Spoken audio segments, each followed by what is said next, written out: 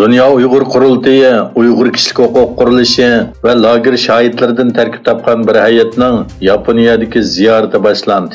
Markaziy Washingtonda bo'lgan Uyg'ur Kişilik Hüquq Qurilishining direktori Ömer Qanat mundaq dedi. Bizning Uyg'ur erkiy qirg'inchilikni to'xtatish uchun Yaponiya hukumat amaldorlari, parlament a'zolari, barliq siyosiy partiyalarning rahbarlari va ommaviy tashkilotlarning rahbarlari bilan ko'rishish uchun 25-sentabr boshlangan Yaponiya ziyoratimiz Yapon Uyg'ur jamiyatining rahbarlari va a'zolarining qizg'in kutilishi bilan boshlandi dedi.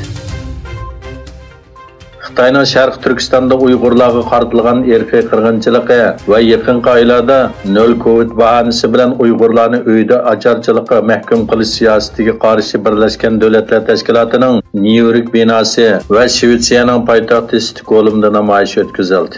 Birlashgan Davlatlar Tashkiloti umumiy majlisining yig'ini davomlashayotganda Nyu-Yorkka yig'ilgan Uyg'urlar va ularning qo'llovchilari Amerika hukumatı va Birlashgan Davlatlar Tashkiloti amaldorlarini harakatga kelib, Xitoyning erkiy qirg'inchiligini to'xtatishga chaqirdi.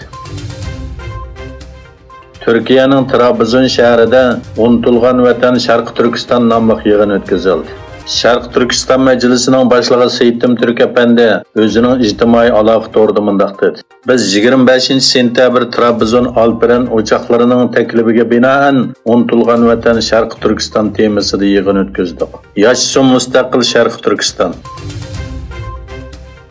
Egilinishcha, Amerika va Koreya dengiz armiyasi Koreya yarim orolining sharqiy dengiz qirg'oqida harbiy manevr boshlagan. Koreya dengiz armiyasi bayonotida manevrga ikki tarafdan yadro energiyasi bilan harakatlanadigan USS Ronald Reagan aviatsiyasini o'z ichiga olgan 20 dan ortiq urush paraxoti, shundaqla urush aeroplani va tikucharning qatnashganligini bildirdi.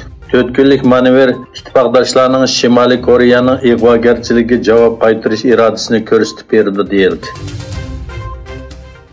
Rossiya Federatsiya bexatarlik idorasi FSB Yaponiyaning Vladivostokdagi konsuli Motogi Tatsunoro'ni tarqitish cheklangan uchurlarga erishgan deb ayblab qo'lga oldi.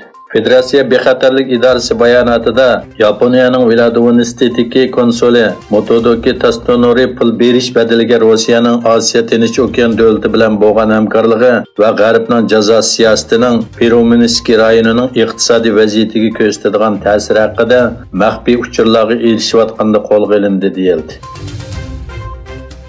Qirg'iziston bilan O'zbekiston o'rtasida chegarani ayirish to'g'risida birlashma kelishim imzolanganligi e'lon qilindi. Qirg'iziston hukumat axborot markazining bayonotida Qirg'iziston va O'zbekiston hukumatlari orasidagi chegara ayirish vakillar o'mikining poytaxt Bishkekda bir yerga jam bo'lganligi bildirildi. 96 yoshda olamdan o'tgan Dünya Musulmon olimlar ittifoqining qurg'uvchisi, raisi Misrlik olim Yusuf al-Qardaviy bugun Qatarning poytaxti Darhamda meyit namozi tushirilib, dafn qilindi. Ma'lum bo'lishicha, hayoti bo'yicha ilmiy tadqiqotni davomlashtirish bilan birga turli yig'in, televiziya programmalari va ilmiy faoliyatlarga aktiv qatnashgan olim Yusuf al-Qardaviy 170 parchadan ortiq asarni qoldirib ketgan.